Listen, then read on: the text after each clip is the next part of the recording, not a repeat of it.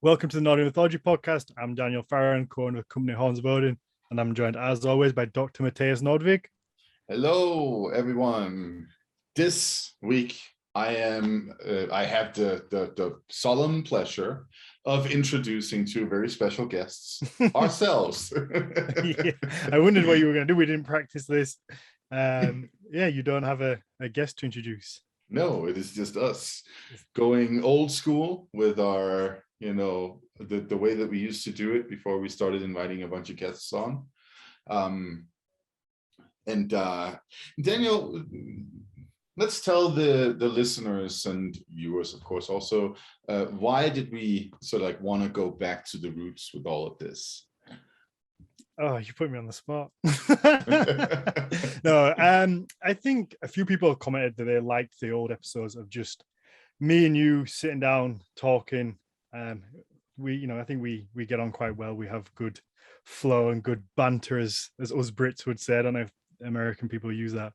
I think we understand it over here. Yeah, so we get on quite well. I think people enjoyed that, and then naturally the show took a progression into having guests on every week, but we wanted to pull it back and introduce once a month where we just get to sit down, me and you, and just like the old days, we'll pick a topic, or what we're going to try and do is a show and tell style. So I'm going to pick a topic, you're going to pick a topic, and in each episode we're going to discuss it and kind of delve into it and see what we think. And I think it'll be fun if we pick topics that we want to rant about, or at least can either disagree with or people have a misconception of, and we can use these episodes for that kind of thing. I think there'll be a lot of fun. Yeah, me too. So, all right. So what do you want to talk about? No, I think also in these episodes we can speak a little bit more about our personal lives. Not too much, but we can. I think when we have guests on, we rush into the topics very quickly rather than having a little bit of chat, and a lot of people do enjoy us just having a little conversation about what we've done in the week. And yeah, maybe not for 20 minutes, but we can have a little chat and see what we've been up to. I mean, because I think we both have quite exciting lives. I think so, to some degree. Parts of our lives are perhaps more exciting than others. But yeah. Well, no. So what have you been up to? Oh, I have a new little puppy.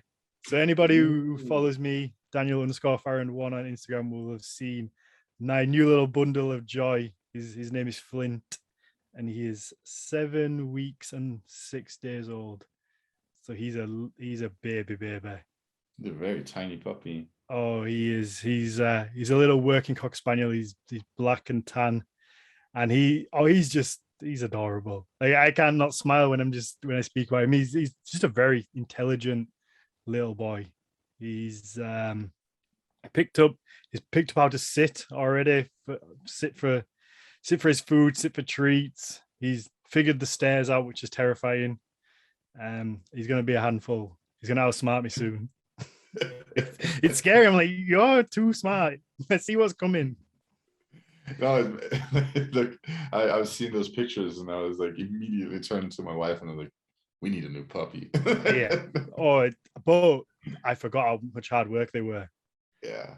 Because we had, for some people will know who kind of are in the Discord or maybe follow me on Instagram. So we used to have two dogs. We lost Harrison, our cock spaniel, 3-4 weeks ago, and there's been like a huge hole in my life since he passed. I think I can just about talk about it without getting upset now. But for like the first 2 weeks, it was, I mean, I'll happily say that I've never felt any sort of pain like as when we lost him. And it was heartbreaking. And we'd had him for 10 years. He'd been with Oakley, our other Springer Spaniel, for 10. So we'd had him 10 years, but he was 12. So they'd been together 10 years. And there was just this huge hole missing. He was a massive character. So for the last 4 weeks, it's just felt a little bit odd and a little bit quiet around the place. So Flint's coming now and definitely made it not as quiet. He's definitely, I mean, yeah, like I said, I forgot how it was 12 years ago when we had Oakley as a puppy, and you forget the little shits that they are. That's how all this stuff works. It's just like child rearing, right? Like if you I like, love the way you say rearing. that's what it is, right? I Bringing guess. them up. It's like you go through all of the bullshit of having a kid around, and then somehow you magically forget, and then you're like I should get another one, and there you are. That's my situation now. So Well, you got it to come. yes. So yeah, So but I mean, that puppies are the same in that way, right? They have very similar requirements, in many ways. Of course, they're a little lower maintenance because they're dogs, but they keep you up at night. Oh yeah, that's the Shit other everywhere, thing. that kind of stuff. That's the other surprising thing with him. He didn't cry when we got him, and he slept through the night every night we've had him from 11 o'clock. I think the earliest he woke us up was 4. So he slept till 11 till 4, and that was only because there was a fox outside crying. So that woke him up. But other than that, he's been a really good dog, other than the biting. Biting, the little bastard. The teeth are tiny, but they fucking hurt. That's yeah, you're probably going to lose a couple of shoes to that at some point. Shoes, socks, everything else. And other than that, we've just been ridiculously busy. We just released the athletic range for Horns of Odin, which was really good. It seems to be received well. We've been working on that for about 10 months. I'm tired, I'm sleepy. Spent all my money on getting the clothes ready. So it seems to be going well. People are enjoying it. I'm really proud of the range. We've got bits of everything in there. So t-shirts, sleeveless, jogging pants, so compression pants, sports bras. So it's a really big range. So that was fun to do. And then trying to finish the unit off that we've moved into. So I'm trying to spin so many plates. That sounds very busy. And expensive. And expensive, yes. Expensive is the other thing. We had an extraction unit fitted, which I was really excited for. And then when I mean, it works perfectly. It takes all the dust away, but it's loud. It's louder than I expected it to be. So now I have to build a room for the extraction unit to try and quieten it down. It's like just another big chunk of change. It's like, yeah, I have some more money for this room to house my extraction unit. So yeah, I'm tired. Understandable. I'm tired. So you've got some news? That's right. Yeah. So I got approved for green card. And surprisingly, it's felt like forever. That has taken about a year. Yes, like applied just before October 2nd or 1st last year, because that's when they raised the prices with like 55% or something like that. Oh wow. So it applied the day before they did that, because my lawyer was like, we should get this going, and I was like, okay. Yeah. And definitely. then it was just like a lot of waiting.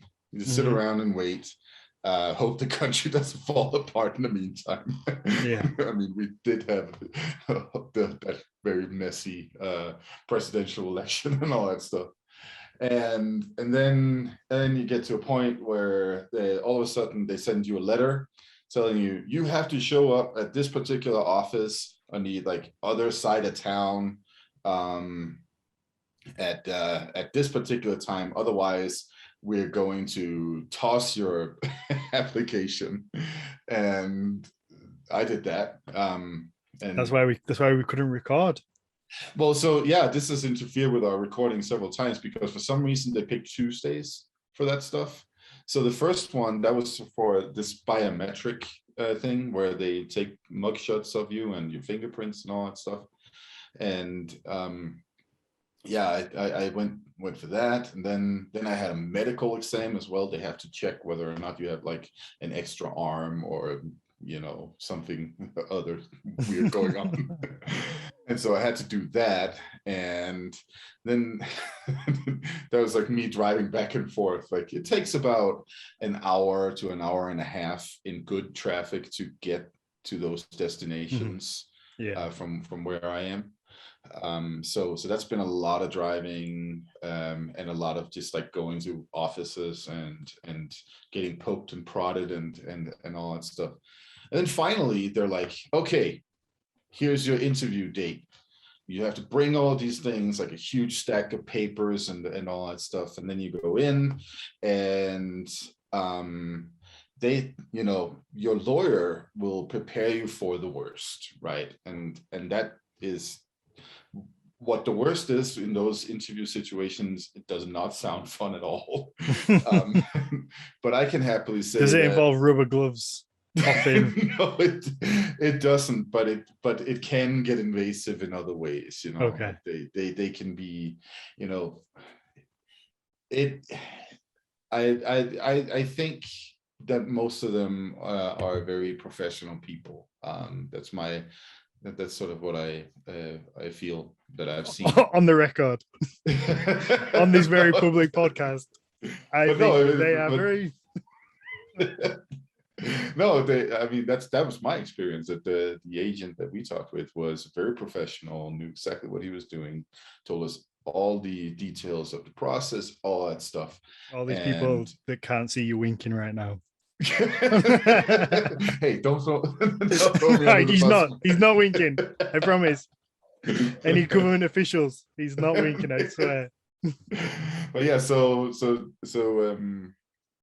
that was like, they asked some basic questions, confirm some information, and there you go, boom, out of the door again, 30-40 minutes after.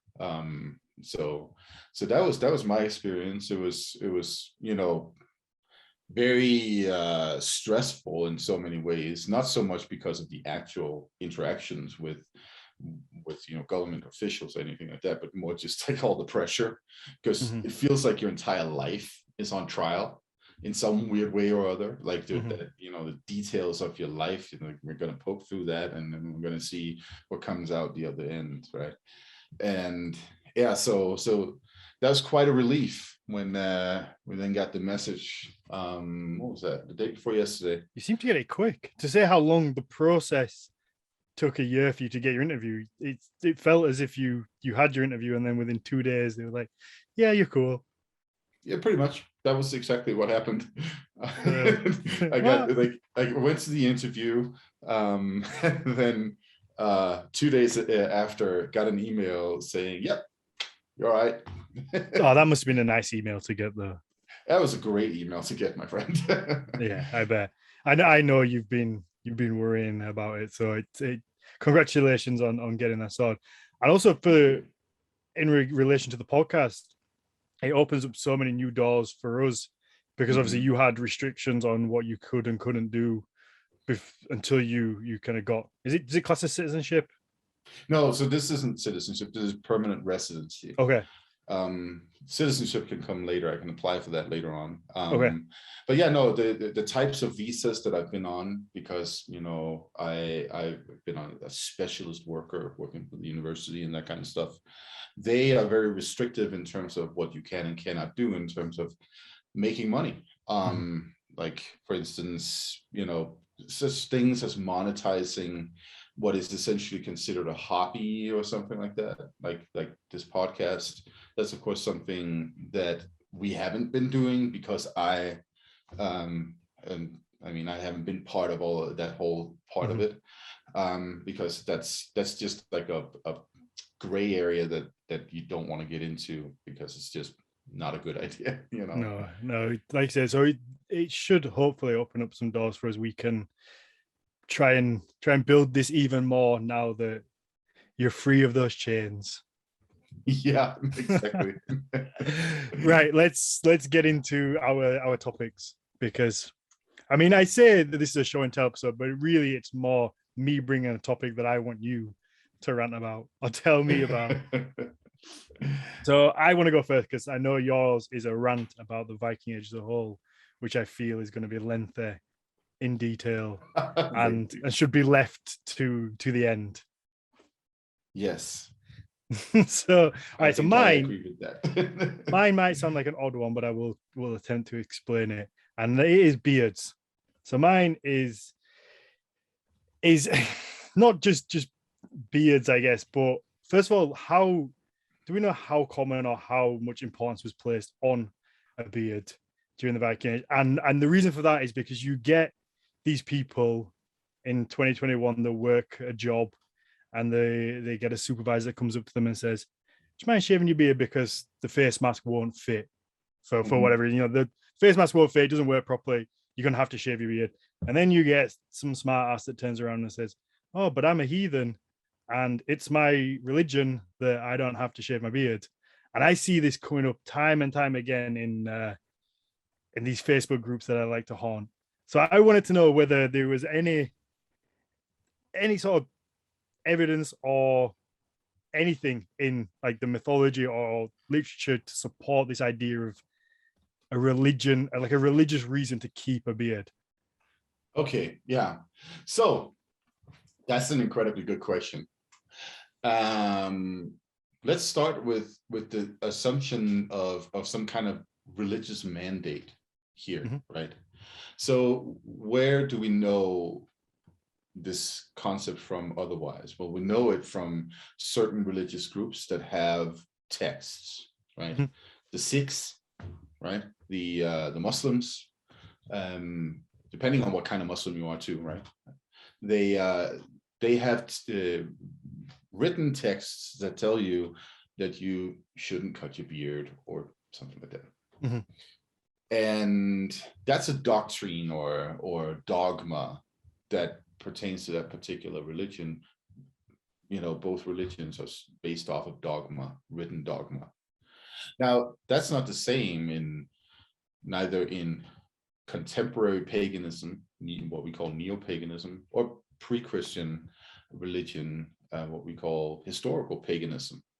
Like, there was no written book that said you have to do this, you have to do that, and so on.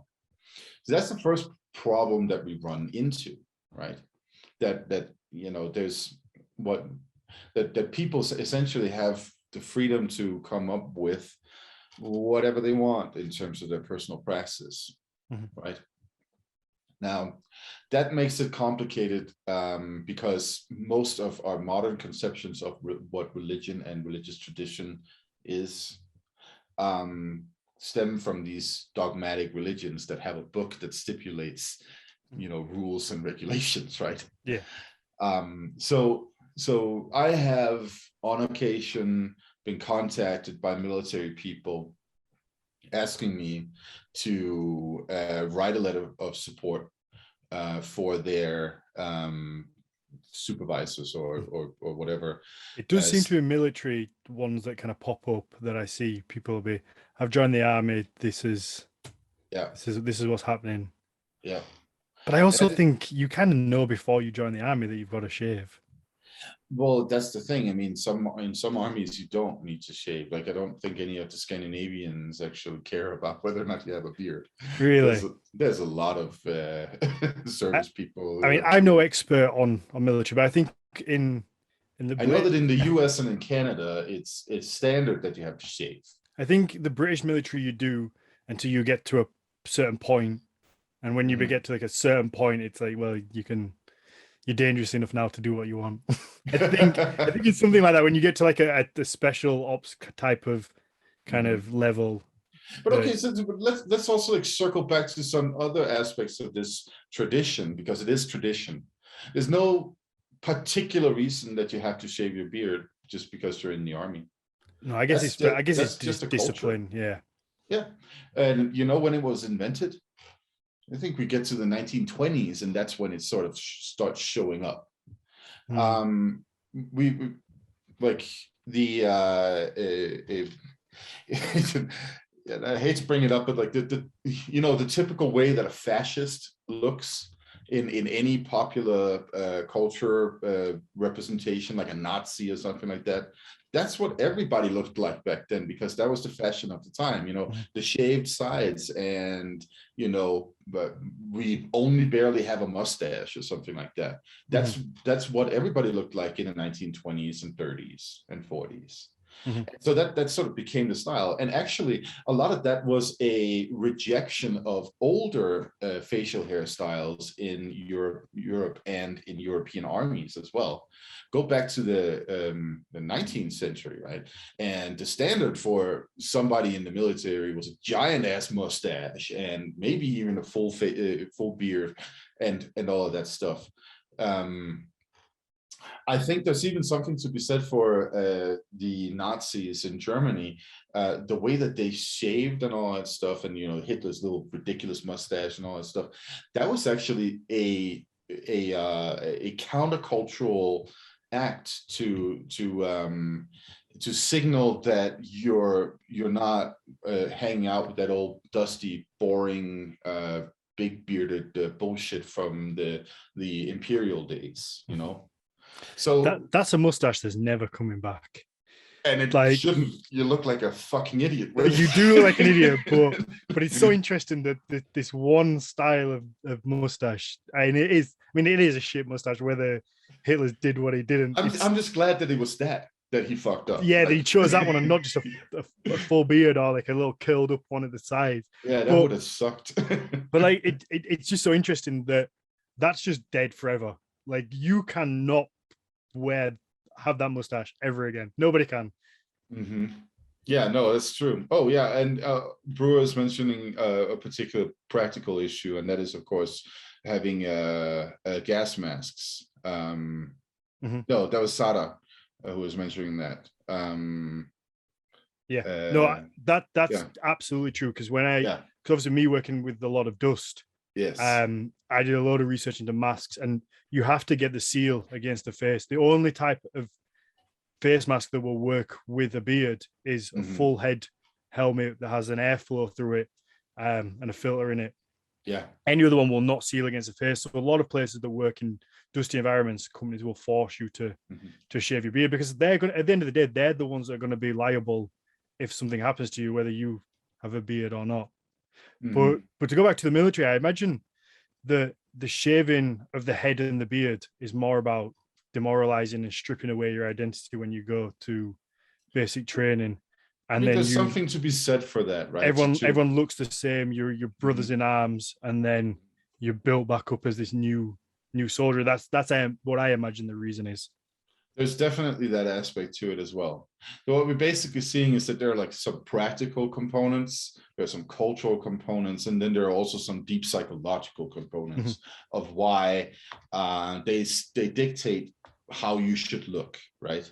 And then we have this modern component of all of that, and that is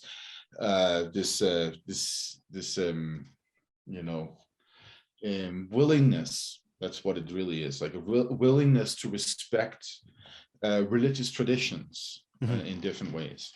Okay, and then we get to these guys who are then like, okay, I want to have a beard because I'm a heathen. And well, the main problem is that there is no long-standing tradition. Like at best, we're now dealing with third generation neo-pagans, right? I'm second generation myself. I know some who are third generation, and you have to ask yourself, what is tradition in that regard? Like what tradition has been cultivated? Can we say that there is consistency? Can we even identify consistency? Most people are first generation, right? That's people who have at some point said, I'm not going to be Christian, I'm not going to be Muslim, I'm not going to be whatever around me. I'm going to go with paganism, whatever flavor, brand, wherever we are in the world and all that stuff, right? That's most people. And as such, they don't have a tradition, right? There's no tradition involved in that, because tradition means something that has been passed down through generations. You can talk about these second and third generation people in those groups who would have some kind of tradition, but then again, we have to like identify what is that tradition. Are there common denominators? And there definitely are in different ways, but it's so sparse at the moment that you can't really establish a good overview over it, right? So what do you have to do then? Well, next thing is to say, like, okay, do we actually have any source material that stipulates anything about significance of beards? Yeah, That's that's kind of what I was mainly wondering, is if we go all the way back to because most of this does revolve around the Viking Age. It's people who are interested in sort of Viking culture. And I guess it is very synonymous, this whole bearded Viking figure. You never see them without a beard. So, Mhm. so I wanted to know where that comes from. Were they all bearded, or is that kind of a modern misconception that we've kind of created over time? Or were there some babyface Vikings out there? There were babyface Vikings out there, absolutely. So the idea that Vikings were bearded is more a modern conception than a historical one. That doesn't mean that Vikings didn't wear beards. Mhm. We have plenty of like, if we go to the visual material we have available from the Viking Age, right? We have carvings of stones or carvings in wood and so on. And what we do see is often a beard. Like that is part of it. It is a very well trimmed, not too long beard. It looks like it has been combed too. Like they were pretty big on combs. So like sort of like the wild men look and all that stuff, that didn't exist. Well, At least that's not among almost the elite. You that's know? almost what you see in these modern groups, is the longer, the wilder the beard, Yeah, and the braids and all that yeah, funky stuff. Yeah, the more manly yeah, you are, because the yeah, beard is bigger. That seems to be this kind of idea yeah. that's thrown about. I think so. I think your beard is probably a little too long for what we see in depictions from the Viking Age, Because but I'm it would really be manly. within the range though. Like that sort of like shape and everything that you have, that would Hmm. fit pretty well. The same with what I have, sort of like a much shorter beard. Hmm. You Yeah, you see that.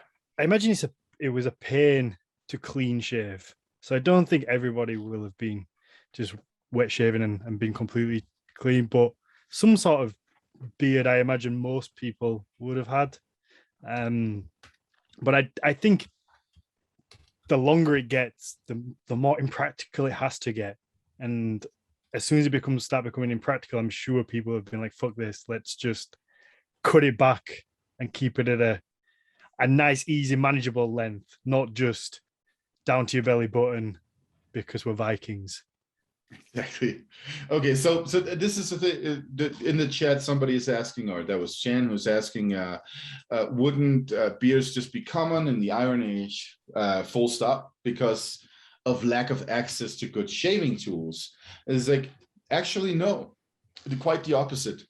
There's you have no idea how many shaving tools we found archaeologically from Northern Europe in the Viking Age, just like combs. They were actually pretty big on those tools. They Mhm. loved them. And also, before the Viking Age, in visual depictions of various kinds, it's like, say, from the 500s or the 400s or the 600s, we actually see people more often than not being clean shaven. So there might actually have been a development from the middle of the first millennium AD, and then into the Viking Age, where beers become more cool or something that we like. I love that idea of just trends. And Exactly. there's no reason why trends wouldn't exist then just as much as they do now. But it just feels weird, all these bros up in Scandinavia being like, you seen that guy with the beard? He looks all right. I'm gonna let mine grow out a little bit. So this is the thing. Like, I think, and this is just, I'm sure that there's probably a scholar out there who has worked on this in some way or other, or maybe has better grasp of the details. But my personal theory is that the reason that we're seeing people being more clean shaven in the what we in Scandinavia tend to call the Vendel period, which I'll get to later on, by the way.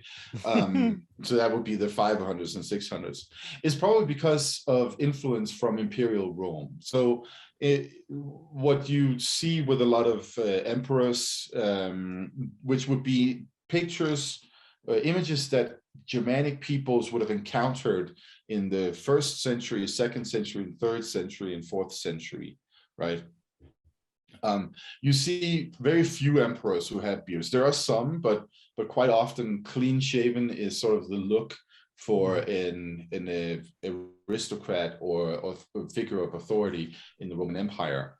And all of that stuff, like everything that has to do with like, I'm a cool dude from the Roman Empire, that's stuff that the Northern Europeans, the Germanic peoples up in Denmark and in Northern Germany and Eastern Germany and Sweden and Norway and so on, they pick up on all of that and they reproduce that to the best of their abilities, of course. They don't have the same technology, they don't have the same building material and so on, but they try, they do what they can.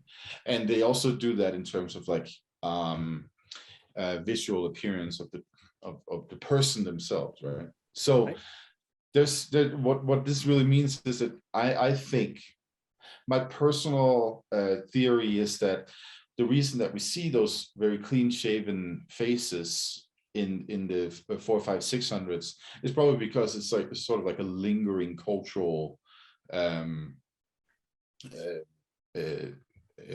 tendency or memory that you know, that's just how we do it, and then something happens later on. I want to just throw in a couple of other examples, because we also have the so-called bog bodies, right? These really, to some people, I guess they're kind of grueling, but to me, they're pretty fucking cool. Basically, people who have been sacrificed in lakes in places like Denmark, Northern Germany, Netherlands, some places in Sweden as well. I don't think that there are any from Norway because the preservation conditions aren't that good up there. But people who have been sacrificed, they end up at the bottom of a lake, and because that's where they would like to sacrifice people to back then. There's like, oh, in the lake with them.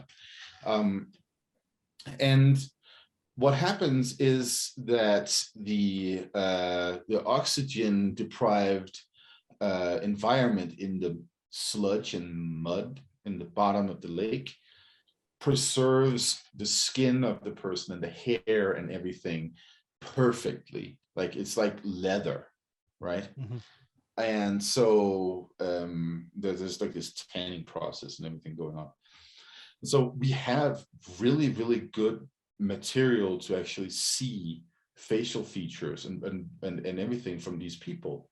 And to my knowledge, I can't remember any of them. We've found several, like, you know, at least 20, I think. Maybe even more. And I can't really remember any of them having beards or anything like that. A couple of them have a little like 5 o'clock shade kind of thing, which you can see because of the preservation conditions. It's so awesome, right? Yeah. But they're shaved. So that tells you that it seems like that's like the standard for like the 500s and 600s.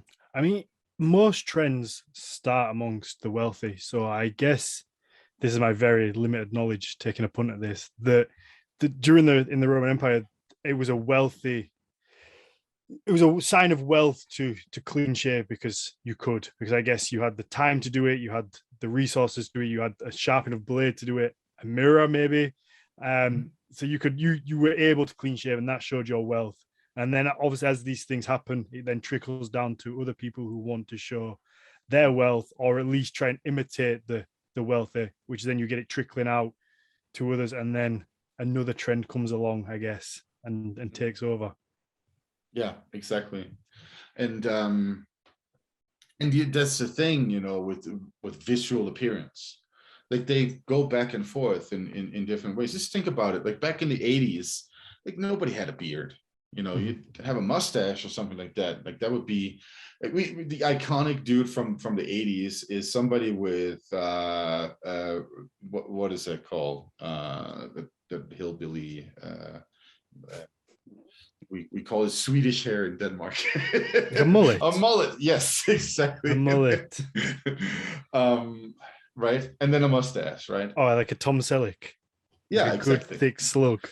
Exactly. And then you get into the 2000s, and then all of a sudden beards are coming back. You know, beards is definitely in my lifetime. The beards have made a big resurgence. mm-hmm.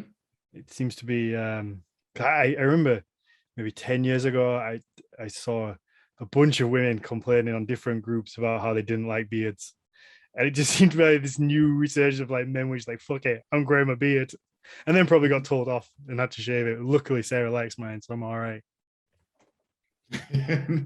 No, I'm just I mean, I personally, I have always had some kind of beard. I mean, the embarrassing detail about my beard is that in the early 2000s, it was more sort of like, I don't know, Serbian nightclub owner sort of pencil. Oh, is it? I need to see a picture of this. No, I've always had a beard, because if I shaved, I just look like a little cherub, like I'd be better placed on a fountain in Rome, just naked there having a wee. It just, as soon as I shave, I just look, oh, I look so young and fat. So okay, so I guess we've kind of established that beards weren't a necessary thing during the Viking Age. It was, I guess it's probably just personal choice as to whether there might be something to be said for status, right? Because okay, so what we've dealt with now is the visual material that we have available, right? So that's wood carvings from, for instance, the Oseberg ship from 830 something in Norway. It's rune stones from mostly Sweden, actually. I'd say, like, just riffing off of my memory. Like we have like these depictions of male faces on certain runestones in Sweden, and they have like, you know, beards or at least a mustache. We have that's impressive, because if I was a runestone, like a carver of stone or wood, every fucker would be bald, because I'm not doing hair. They think everyone had alopecia. It's like, kind of stylized though. Is that like, you know, they don't really get to, you know, carve out each little hair. I mean, like if it was me, they would all just be smooth head to toe. The Huna monument, right, which is like this. It is now located in Sweden. It used to be in Denmark. I think it's the province of Blekinge. This is where you have a bunch of like depictions that some of which are very relevant to Nordic mythology as well. I remember there's a guy there who's got like a sort of like a chin beard going on, like sort of like a pointy one. Mm-hmm. And yeah, so they crop up. And then there's of course the soapstone that has been made to protect bellows in a smithy, and this is from Denmark from the 800s. There we have a male face that's carved in, and it's interpreted as Loki, because looks like he's got his mouth sewn together. Okay, yeah. And he's got like this big twirly schnurrbart going on. So there's like just to explain to everybody listening, Mathias is getting trolled in the chat because he used the word Norse, and Mathias is quite outspoken about how Norse must die. Oh, that's gonna come back and bite you forever. Oh yeah, that's like I'm pretty sure somebody is going to have that, you know, put on my tombstone. Me. He was so Norse. Yeah. Oh, middle name just in bracket, in like quotation marks. Mathias Norse. Nordvik. Oh, it goes quite well. Oh yeah, it does actually. Yeah. Mathias Norse Nordvik. Oh Okay, dear.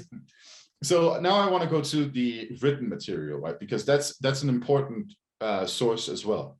We have all the saga literature, we have historians, and so on. And there's, of course, one particular story that's important to the idea of long beards. That's the story that Jourdain gives us about the origin of the Langobards, right? And keep in mind that the Langobards, that their name literally means long beards, right?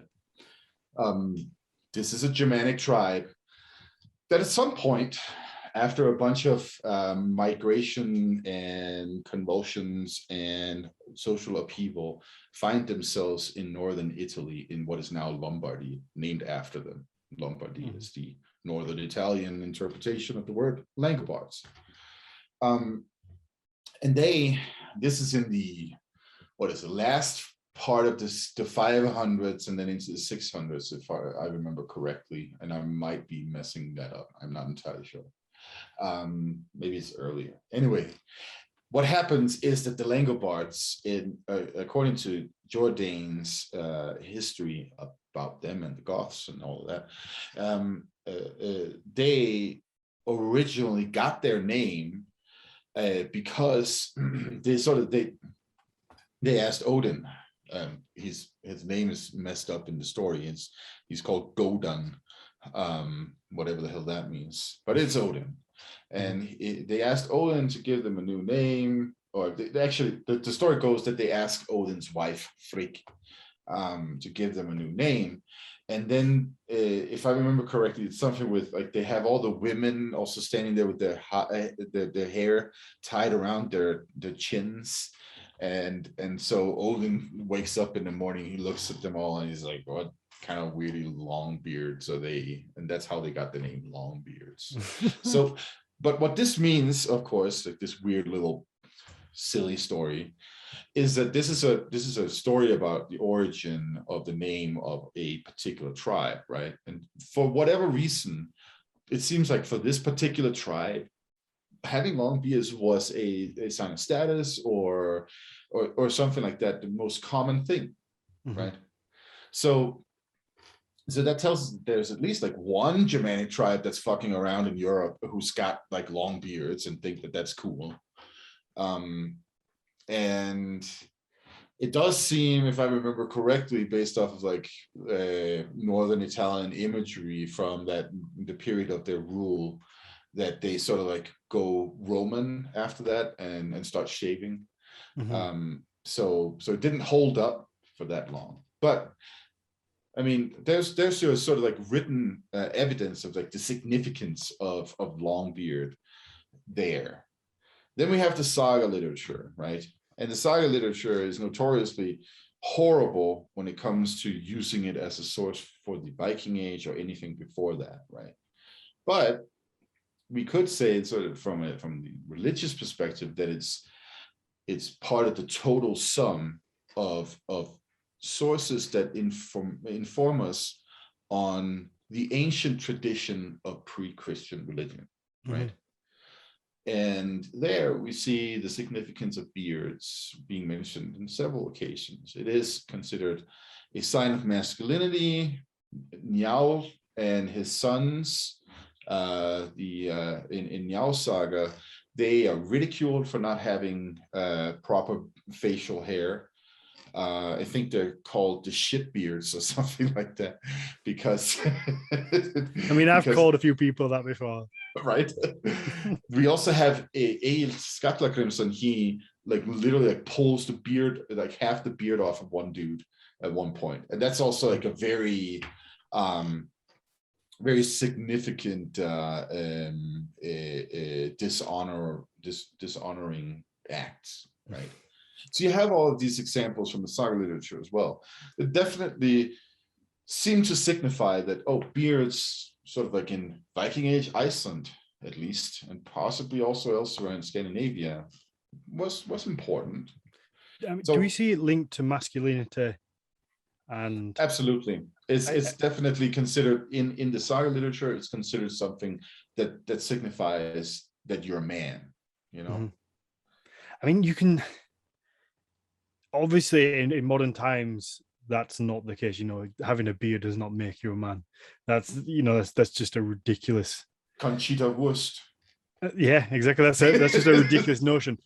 But 1,000 years ago, you can probably see why they would think that, because I guess the people who come of age quicker and tend to maybe grow bigger, stronger, faster would then have a beard or some sort of stubble at a younger age.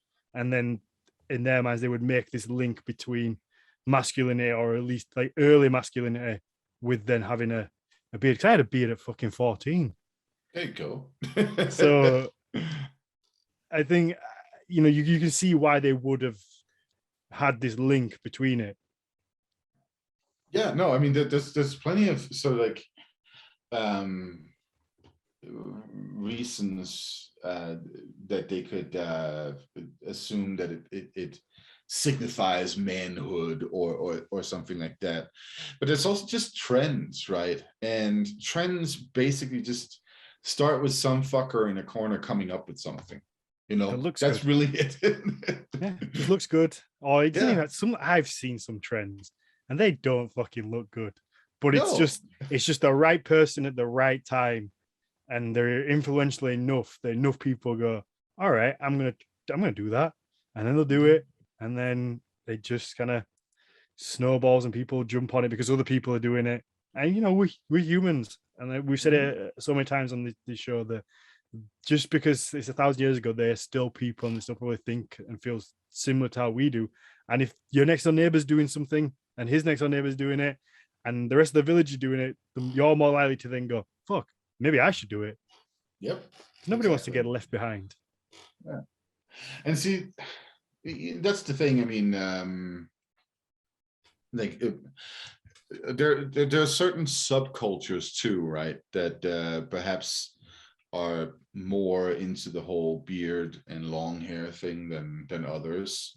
And let's not overlook the influence of the heavy metal culture on like the pagan / Nordic mythology / Viking subculture out there, right? Like that's a real thing, that you're more likely than not to be into heavy metal if you're into the Viking stuff, right? Yeah. And so of course the look of the heavy metal culture, it also spills over into the Viking culture. I mean, personally, I've never really been into long hair. There again, I'm just like, I'm outing myself today. I had a very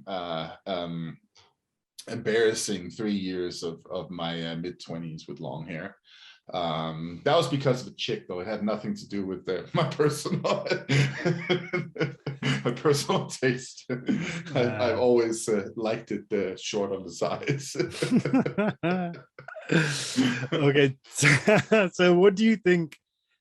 So what do you think about people in modern day then that try and use this example of history and like, oh, well, my ancestors had beards, so it's my right to have a beard? Because I have a maybe a controversial opinion, I don't know, but I want to hear yours first before I put my foot in it. Okay. So I think that, if this is spiritually and religiously significant to you, then I think that's a perfectly legitimate way to think about yourself and your beliefs and everything. If somebody out there feels that, oh, this having a beard brings me closer to Odin, or however they think about this, right? I think that's perfectly legitimate. Now, trying to legitimize that with some kind of long-standing tradition of pagan beards or something like that, that's where it gets a little more shaky, because there is no long-standing tradition of pagan beards. There hasn't been for 1,000 years, right? Like people stopped being pagans, or whatever we want to call it. And so now what we're doing today is that we are reaching back to some source material that can give us some information about what people did and believed and all those things. And there are some things that we want to maybe bring back, and there are definitely things that we don't want to bring back. one of those things are, all of the fucked up human sacrifices that they did. Of course, we don't want to bring that back, right? But that's sort of like the most extreme example, but it goes down from there through the list of stupid customs that nobody needs for the future, And that's the same for every religion and every tradition. Like, people came up with stupid shit in the past. We don't need that in the future, right? Mm-hmm. That's it. That's really it, right? The probably the most relatable discussion on that stuff in a European context is the discord between modern European cultures and then what you see Muslim immigrants bringing in, right? There's been a lot of like discussions of like what goes and what doesn't go. I'm not going to make any value statements on that. I'm just pointing out that that's been a discussion for at least 20 years, mm-hmm. maybe even longer in Europe. And there are definitely some things that work better than others in modern societies, right? Mm-hmm. And that's no different from any other religion, whether it's Christianity, whether it's Sikhism, or Hinduism, or these neo-pagan traditions that are blossoming nowadays, right? As somebody who has been raised pagan, what I want to say to those out there who identify with that and think in those terms, or believe in the Nordic gods, or however you want to define it, is like, you really have to think carefully about what bullshit you want to bring from the Viking Age or from Saga literature or anything like that into the future, right? Mm-hmm. Because what this tradition is or becomes is what we make it right now, right? And so that's where I am with that, and that's why I keep sort of like an open view towards people's personal idiosyncrasies and what they want to define a group as well, right? Mm-hmm. So I'm chill with the idea of beards, but I'm also not going to say, look, this is definitely how you should look if you are a pagan man or something like that. Yeah. No, you don't have to. No, fair enough. So my opinion. No, if I was a better host, what I would have done is I would have researched whether this had gone through any sort of legal system and the outcome, because that would be actually really fascinating. Maybe Shan could just quickly look that up whilst I have my little rant, and we can see whether anybody has taken this to court and won, I guess, and successfully used the argument of this being a religious belief. I guess my opinion is mainly based around a health and safety aspect when it becomes for work, because I've seen people arguing, saying that their employer wants them to wear a face mask, or their job requires them to wear a face mask, and they don't want to, or they just want to wear the face mask over their beard. And I know from working in a dusty environment that dust does get through a mask. Like, there is no mask that will, because it needs that seal against your face. You have to have that seal. So I think if you have a job that requires you to wear a mask, and your employer, it's in your contract that you have to wear a mask, then I think you just have to, tough shit. I think it's tough shit, because from an employer standpoint, I can understand the full head respirators. I was looking at one because I wanted one, and they're about £600-700 minimum, easily £1,000 for one that would work with a beard, when you can compare the same thing that does the same job for £40, £30. So you can see why employers then say, look, we can't afford to supply everybody with these full head masks, so we require you to wear a face fitting one. So I think either you if you want to have a beard, you have to go out and buy the mask yourself, or you have to just shave your beard, unfortunately, because when it comes down to it, when you get emphysema or lung cancer, it's going to be the employer that's left holding the baby when you turn around and go, oh, well, the job has made me ill. Where's my insurance money, or where's the payout from that? Because that's what would happen. You know, you Yeah, in your socialist country, over yeah. here we have so-called right to work acts, which basically means you're fucked. Oh, okay. No, so over here, like any They're employer. spun with the nice title of right to work, which means that you can always get just fired and hired, and you know there's and you don't have any claims or anything like that. No, that I But mean I get what for you're us, saying though. well, as an employee, like I found out, you know, I recently employed my first employee, and we have to get employees liability insurance. So if anything happens to Eddie, the guy that works for me, then I'm liable, and I've got insurance in place to then cover that.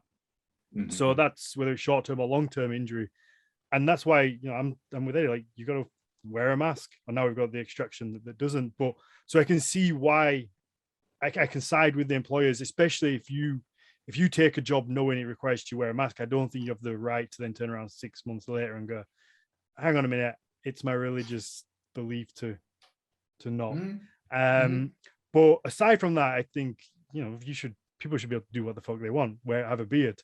But I think if it's particularly in a health and safety issue, that unfortunately you have to just like it or lump it or get another job, I guess.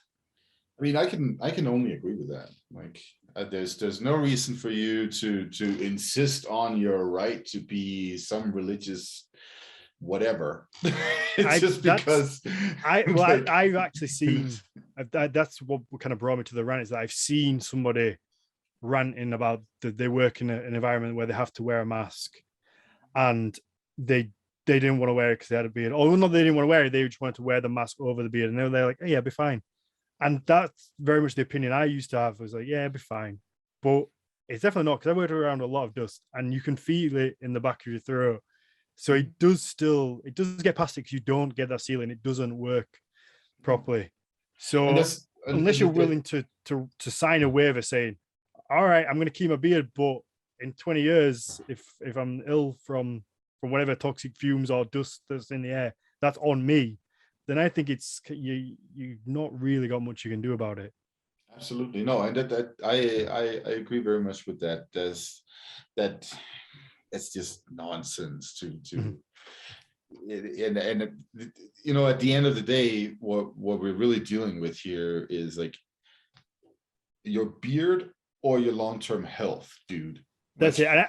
And I think with dust is and a tough. especially let me just let me break this down to some very biological stuff, right?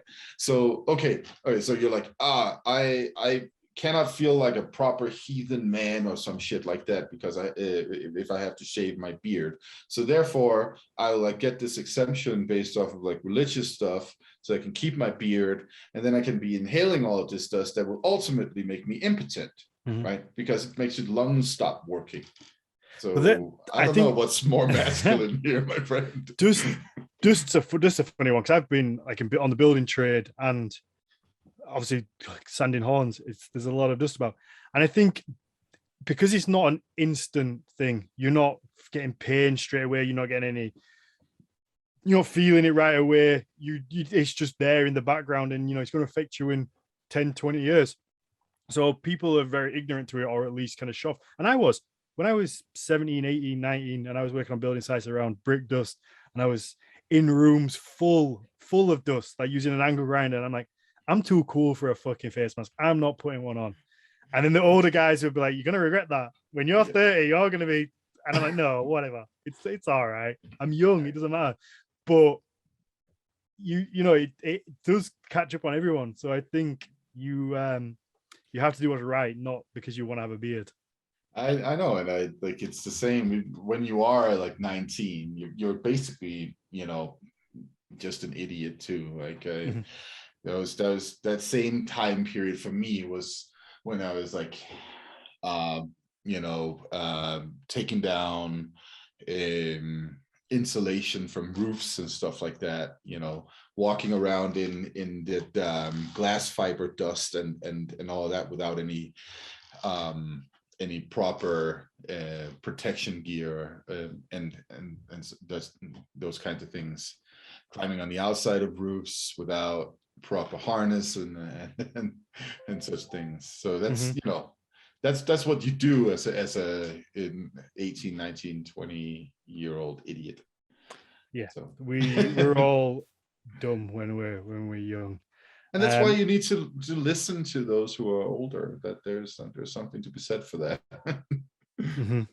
Yeah. So Shan hasn't found anything that is gonna relate to like sort of heathenism, but it's from May 2019, 2021, so it's fairly recent. And it's sailors sue the US Navy for religious exemption of beards. And basically, in short, I've just had a quick sort of scan of this. It sounds as if the Navy have just said, look, we're denying your right to have a beard. Because it's going to impede with the sealing of a face mask, of a gas mask, or it's going to impede with your ability to do your job. So I think it was an Hasidic Jew and two Muslim men. They've tried to sue, and they've come back and said, unfortunately, tough shit. It's for your own safety, I guess, and we're not budging on it. So that seems to be the only precedent that Shan can find. Obviously, we haven't done massive amount of work. Maybe if anybody knows any more, I mean, that's also the Navy, and you know, when you are on various kinds of military ships, there will be circumstances that are different from, for instance, if you're infantry, or a sergeant in the army, something like that. So I can see that makes sense. I can see that for the Air Force as well. Yeah, if I'm in a submarine or an airplane and I need a fucking mask to give me oxygen, you can see the point, because if you're like, oh no, I want to be it, and like, yeah, but if shit happens, your oxygen tank's not going to work. You're not getting it. Like, it's pretty easy. It's ridiculous that you would even argue against that, I guess. Yeah. All right, we've ranted about my topic long enough. I don't know if we got anywhere or didn't, but it was certainly interesting, because I was definitely of the mindset that every Viking had a beard. This idea of long beards of Viking men, that's kind of what you see is synonymous. You see it everywhere, and that's what I assumed. So I quite like the idea that it was maybe a bit more free choice. Mm-hmm. Yeah, no, I definitely think it was. There might be something to be said for like maybe like chieftains wore beard more than others. Mm-hmm. So that's also something to keep in mind. Maybe you could also make the practical argument in the Viking Age, like, would it be a particularly smart thing to run around with a big ass beard when you have all that chainmail on when you're fighting? I bet it nip. Right, like all of a sudden you get your face is like stuck to your chest because of it. Yeah, or if you're in a bit of fisticuffs, I'm grabbing your fucking beard and I'm punching you in the face. Yeah, exactly. Like, that's gonna happen. Mm-hmm. If we're trying to kill each other, I'm fighting dirty. There's no honor amongst that. Absolutely not. You're getting what comes. Okay, let's throw it over to you, because I know you want to rant. When I messaged you, I was like, "What's your topic going to be?" And you just replied, "Rant about the Viking Age." I was like, "Oh boy, oh no, where's this going?" Yes. Okay. So this is actually the reason that I'm making this rant is for Frederick, who's unfortunately not on today, but I hope he listens to this episode later on. He's usually on every week as well. Yeah, and the poor guy is Swedish, and he has been he feels left out of the whole Viking thing, because we don't talk a lot about Sweden and that kind of stuff, or there's very little interest in the Viking Age in Sweden, sort of like culturally. Just to quickly, sorry to jump in, I think that's quite funny as well, because amongst people who are interested into this, everything is based around sort of Denmark and Norway and Iceland. But I think certainly I remember when I was younger and before I was kind of integrated into this lifestyle, I guess, Sweden was probably the most synonymous place that I thought of for Vikings. It was just, you thought Vikings, you thought Sweden, and those two went hand in hand. But then when you obviously delve deeper and actually get into it, it's not mentioned anywhere near as much as the other three. Well, so this is the problem with the written material that people have easy access to, the saga literature and all that stuff. Saga literature is centered around Iceland and Norway and the North Atlantic in general. Denmark is mentioned once in a while. Sweden is mentioned once in a while. When they're in the UK, of course, Denmark as like a place of Vikings is really important because there was a lot of, interaction between the Dane law and the Danish area in the Viking Age, and even the same kings and that kind of stuff. So that's something that culturally in the UK might be more present, right? But in the US, it's not. Like nobody knows Denmark as a Viking country over here. Okay. Sweden, I think, has sort of like when you were younger been like the Viking country more because Sweden was just more present in popular culture, okay. Right? Like with ABBA and other cultural products out there. IKEA. They've done well for Sweden, I think. Yeah, they really held it down for Sweden. So that sense, like there's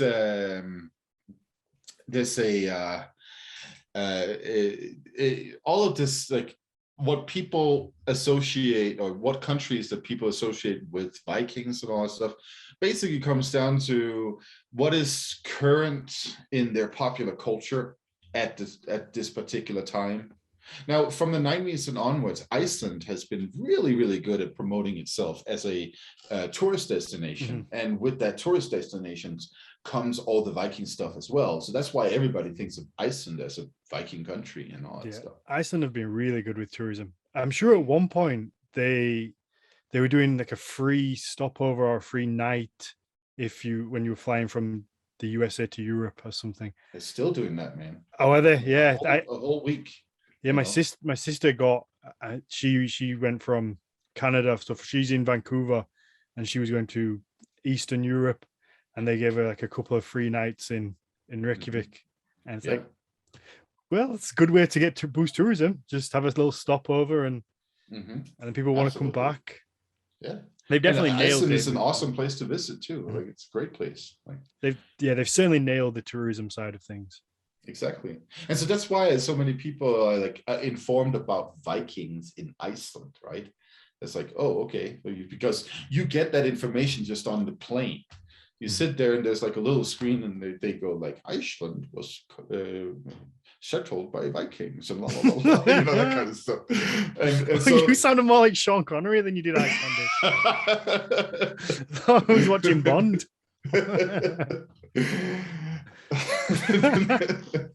Anyway, so what I wanted to rant about is actually the Viking Age doesn't exist. Never existed, right? The Viking Age was invented by a Danish archaeologist in 1872, I think it was.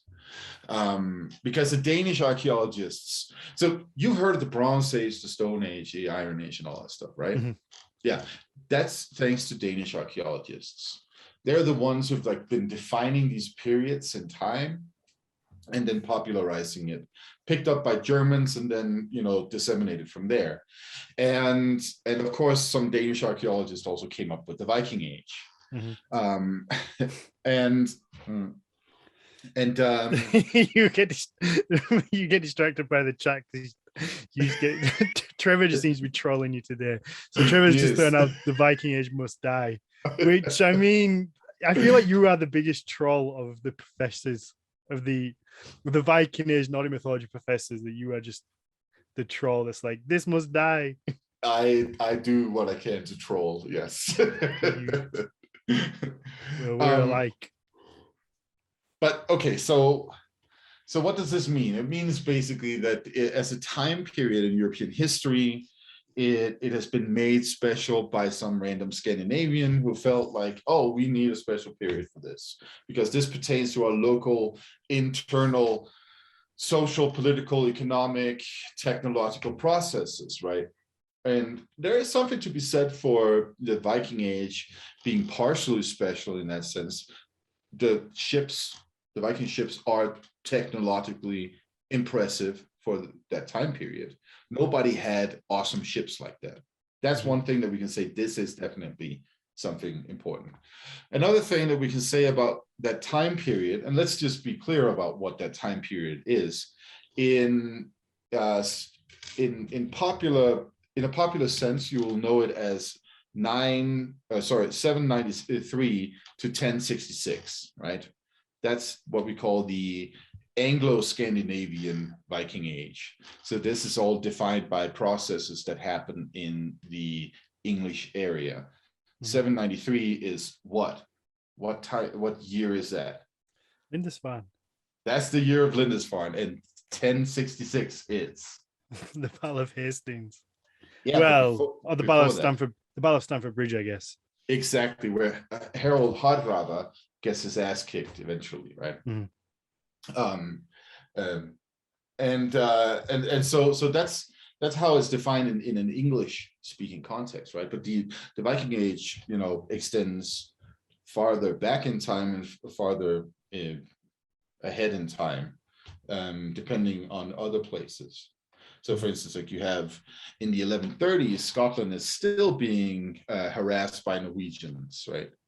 So that's probably part of the Viking Age. Also, you see Danish kings being like in the 1070s, being like, let's go try and invade again over in England. Doesn't really work out. You have different internal processes in the Baltic Sea, where we all of a sudden see what Scandinavians call Estonian Vikings in the 1100s and 1200s. And so, these things, these processes, whatever they are, they keep evolving in different ways. So the Anglo-Scandinavian definition of the Viking Age is very narrow. And that's why in scholarship, we tend to say the time period from 700 to either 1050 or 1100, depending on how lax we want to be with this stuff, right? And so how can we define this time period? Well, for all of Europe, and sort of like a broad European perspective, it's just the Middle Ages. It's not any more special than the 600s or the 1300s. For everyone other than the top left corner. Exactly, right? If I was quick enough with my north, south, east, and west, I would have figured out that it was the northwest. I still struggled. the northwest corner of Europe. Which is what I actually wanted to ask was, when we use the term, so the Viking Age, it clearly only applies to a very small area. So how wide does that term go in sense of outside of this world, people who are interested in Viking culture? Do scholars outside, who are teaching the Roman age, would they refer to it as the Viking Age? Is it like unanimously known as the Viking Age, even for events that weren't happening in the northwest of Europe? Does that make sense? Did I make that clear?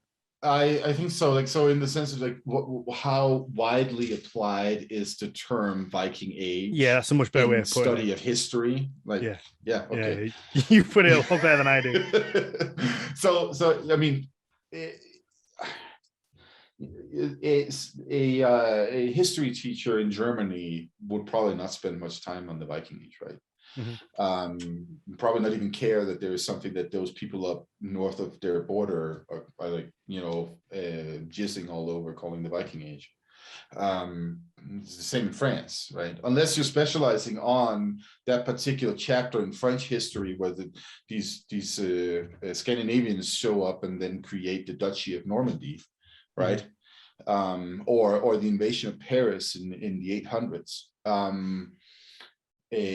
Russians, the same thing, unless you're like dealing with the very early Russian history, where it looks like Scandinavians are part of establishing what later becomes the Russian kingdom. If you're in Bulgaria and you're working on Bulgarian history, you don't give a damn about Vikings unless it has something to do with that short time period, that little window in history where there was a bunch of Scandinavians that tried to invade Byzantium, right? the But Byzantine. if you were talking about history in Bulgaria and you're referring to something in the time of between 793 and 1066, would that still be classed as the Viking Age, even though you're talking about Bulgaria? Yeah. Absolutely not. Okay, Absolutely not. that's kind of what I Right. was wondering, whether it was Right. still, whether even though you're talking outside of that area, whether you would still apply that term for that time No. period. The only people who really care about the Viking Age, I think, are Scandinavians and the English and the Scottish and the Irish. You know, like we talk about the Viking Age invariably in different ways. And that's because like that period had major influence on what happened in the British Isles. Like that's where, you know, most things all of a sudden start changing, you know. In Scandinavia, we also have a lot of change, of course, but that's not so much due to the Viking Age, I would say, as much as it's just simply the standard processes of history, right? We start like from the late 700s, we start seeing the Frankish Empire having interest in pushing its border northwards. So that's why Charlemagne invades Saxony and push all the way up to the Danish border. And then from there, we start seeing what has sometimes been classified as, quote, German, end quote, influence on Scandinavia, but it's actually not really, you can't call it German influence until much later. Mm-hmm. And so that's just like a cultural influence and a religious influence that keeps pushing northwards.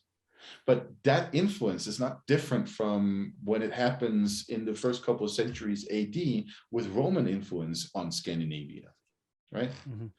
Like in the first couple of centuries AD, what we see is that Scandinavians start you know, buying a bunch of stuff from the Romans. You know, we start seeing Roman artifacts showing up, especially in southern Scandinavia, especially in the Danish area, but also in Sweden and Norway, definitely, right? And so how is that any different than the 700s and 800s when, you know, that same area, the Rhineland, is now culturally influencing Scandinavia again, or still, right? It's probably more still than again. So ultimately, like the processes aren't that different in the Viking Age from earlier periods. And that brings us to another subject, right? So we're like, oh, the Viking Age is like this time period where Scandinavians all of a sudden like discover that there's a Europe outside of Scandinavia, which is total bullshit, because they knew that already, right? So that's the premise for a show like the Vikings, and that's definitely not how they, like, the people who had, obviously we can't expect a lot of people to have any knowledge about anything outside of their little village in this time period. But those people who did have any knowledge of any kind would know, of course, that there is an England over there and a Scotland over there and Germany down there, or whatever they would call it.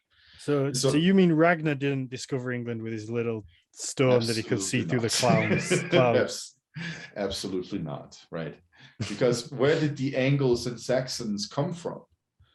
Well, they came from what is now northern Germany and southern Scandinavia. Mm-hmm. So you're not going to tell me that, like, after the 400s, when these peoples have migrated, that there's not some guy or woman or whatever gender they want to be hanging out somewhere in the Danish area. How very progressive of you. Right? Hanging out in the Danish area that doesn't know, oh yeah, our ancestors, they went that way and then they built these awesome kingdoms over there. Of course they knew, right? on a clear day, could you see across from Denmark? No. You wouldn't be able to see any of the British Isles or anything like that. But we have trade. Yeah, that's a little disappointing. But we do have trade networks from the 500s, late 400s to 500s in the English Channel area, right? You have the Frankish Empire on one side, and then you have the Anglo-Saxon kingdoms on the other side, and they're trading with one another. And a lot of that trade also goes through Scandinavia. Mm-hmm.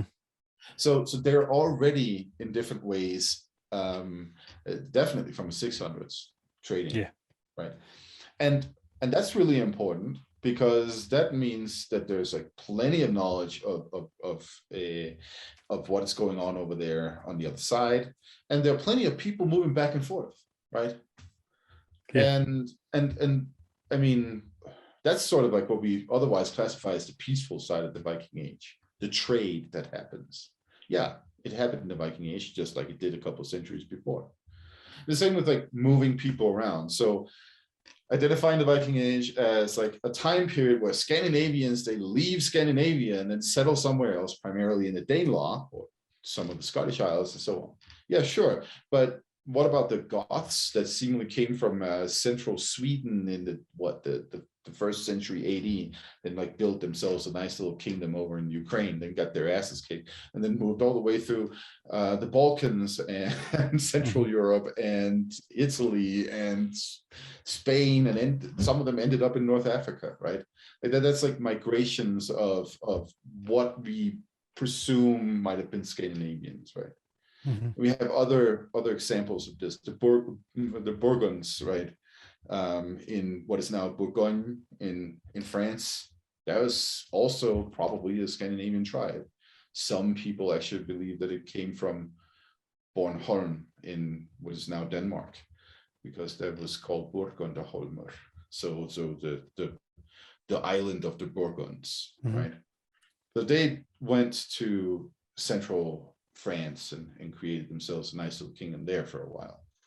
So there's like all of these like movements that happened long before the Viking Age, and the Viking Age is then, you know, essentially just an extension of all of that. So it doesn't make, like, summa summarum, there's nothing that really makes the Viking Age that special when it comes to all of this, except that they had cool ships. And this is what I wanted to get to when it came to like the cool ships and the warriors that go on those cool ships. The first evidence we see of that, and this one is for Frederick. The first evidence we see of that is Sweden. Okay. It's now the Swedish core land, the Svealand, Valsgärde, Vendel, Uppsala, that whole area right there in around Stockholm seems to be where we see some of the first sort of like proper naval kingdoms in Scandinavia. The same with the island of Gotland, the island of Öland, Åland, as well as the archipelago between Sweden and Finland. There's a major hub for all of this as well. And then also the Danish archipelago also has some stuff going on there. What is really interesting is that, for instance, the Karleby stone, which is one of the first stones to display skaldic poetry, which is like the poetic art of the Viking Age, is located on Öland, and it talks about a chieftain who, you know, rules over land in Denmark. So that tells you just how closely these areas are related to, right? I think it's from the 700s, if I remember correctly, but maybe it's a little older. But yeah, the point is then that it is in that the coastal regions of what is now Sweden, and like down from Svealand and down on the eastern coast of Sweden, the southern coasts of what was Denmark then, but is now Sweden, and then the Danish archipelago. That's where you see all like the Viking culture, you know, developing in that period that is in Scandinavia called the Vendel period. So, all right. So Brewer asks, if we're not going to call it the Viking Age, then what would you prefer it to be called? And then is it Per? I'm no good with any name that's not English. Says, well, let's just call it the Norse Age, which I think is a brilliant answer. And that's what we should call it from now on. This is not going away. No, I guess it's not. But what would you, how better would you describe it if we don't use? I think, you know what, I think the Iron Age is actually the best terminology. Just the top left Iron Age. top left Iron Age. The Iron Age up in the top left of Europe. I mean, so we have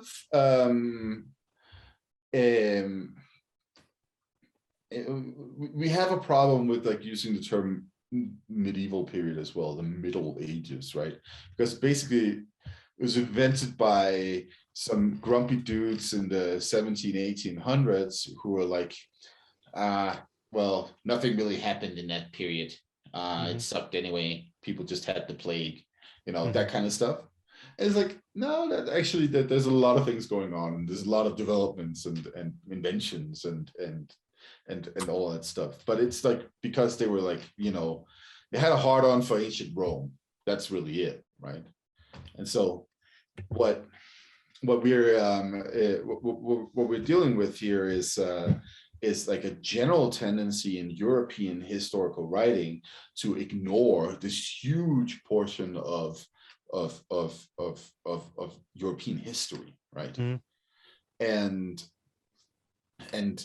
so I would say that we should, instead of talking about the Viking Age, we should be talking about the late Iron Age for that period that goes up to 1100, and then we can call it the medieval period after that. I don't like calling it the medieval period, but if that's what they want, then we're at an hour and a half, so I'm not going to even ask why you don't like calling it that. We can say no. We can always have a rant about that at another point. we can save that. No, we should start wrapping this up. I know it's Shan's birthday today, and bless him, he's come and done the episode for us. So thank you very much, Shan. Everybody send him birthday wishes. He's just sitting there with like a little party hat on and a little cake. Oh, I hope so. Waiting for us to be done with this shit. With one solitary candle in it. No, this has been fun. I've really enjoyed this. I think this is going to be a good time to talk about topics that maybe won't fill a full episode, or that we don't have a specific specialist for that we can get on as a guest. I mean, just having this conversation, you've made me think of a bunch of other topics that I want to bring next time. I think my next topic is going to be South America and why there is such a big following of this culture in Brazil in particular. I think that should be a good, fun chat for you to teach us all about. Absolutely. So for everybody that wanted to hear me rant about the way that Thor looks in the new God of War game, because I have some very strong opinions about that, I guess. So anybody who's in the Not a Mythology podcast Facebook group will have seen me or see my opinions on it. I was going to rant about it today, but we're going to hold off until Tuesday when we record our next episode, because we're going to be joined by Ben Mudge. Ben Mudge is or at least was a Thor cosplayer, and he was a very good Thor cosplayer. So we're gonna take a look at everything and all things Thor. We're gonna look at what's real about Thor, what we know about him, what we know is accurate, what we know how he looked. We're gonna take a look at Marvel versus mythology and see what's real, what Marvel did right, what Marvel did wrong, and then also we're gonna take a look at the way that he looks in the new God of War film, God of War game, which I think is not very good. And I'm going to leave that there. All right, let's wrap this one up. So, Mathias, where can people find you now that you are a legal alien? I've always been a legal alien. I can't help but think of the Police whenever I say that. Right? It just the song just comes straight into my head. Me too. I have Sting walking around in New York in my head right now. Yeah. All right, where can people find you? Well, you can find me on Instagram. That's where I am at. I nowadays, since I've ditched Facebook and also Messenger and all that stuff, you can perhaps find me on Discord as well as and I have no idea how you do that, by the way. I'm still working out how that works. You're such an old man. I am, yeah. But yeah, otherwise, follow the Nordic Mythology podcast on Instagram as well, and follow our page on Facebook. follow our group on Facebook, right? That's go. still in existence and all that stuff. It's very good. I enjoy it in there.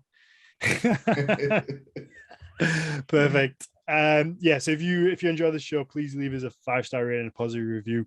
Let us know what you think about these new episodes where we just sit down and talk about a little topic that we want to bring to the table. And let us know if you enjoy it. If you ever have any questions for us, you can send us an email at nmp@hornsofodin.com, and we will pick that up and we can read your questions out on the show, or just let us know your feedback and what we can do better, I guess. Like some lady told me I need to shut up and stop interrupting you.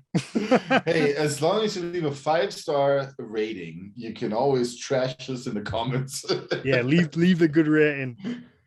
That would be preferable. So you can also follow us on Patreon if you want to really help us out. Like I say, it helps us boost the show, helps us keep paying Shan and all the other people that help us out with the video clips, and Gabriella with messaging the guests and looking after the social media. It's much deeper than just me and Matthias these days. So everybody needs to make a little bit of money, I guess. So if you can support us on the Patreon, we really do appreciate it. You get access to a bonus show pretty much every week when we can fit in to record it.